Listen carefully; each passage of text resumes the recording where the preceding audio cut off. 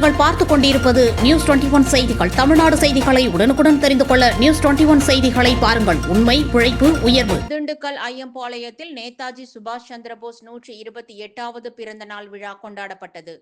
திண்டுக்கல் மாவட்டம் ஆத்தூர் ஐயம்பாளையத்தில் நேதாஜி சுபாஷ் சந்திரபோஸ் 128வது பிறந்த நாளை முன்னிட்டு ஐயம்பாளையத்தில் உள்ள சுபாஷ் சந்திரபோஸ் திருவுருவ சிலைக்கு தென்னிந்திய ஃபார்வர்ட் பிளாக் கட்சியினர் மாலை அணிவித்து மரியாதை செலுத்தினர். மேலும் நேதாஜி பிறந்த நாளை முன்னிட்டு மேற்கு வங்காளம், திரிபுரா, ஜார்க்கண்ட், ஒரிசா, உத்தரகாண்ட் உள்ளிட்ட மாநிலங்களில் பிராக்ரம் திவாசு என்று வீரர் தினம் அனுசரிக்கப்பட்டு அரசு விடுமுறை அளிக்கப்படுகிறது. அதேபோல் தமிழக அரசும் நேதாஜி அவர்களின் பிறந்த நாளை பொது விடுமுறையாக அறிவிக்குமாறு தென்னிந்திய ஃபார்வர்ட் பிளாக் கட்சி சார்பாக கோரிக்கை விடுக்கப்பட்டது.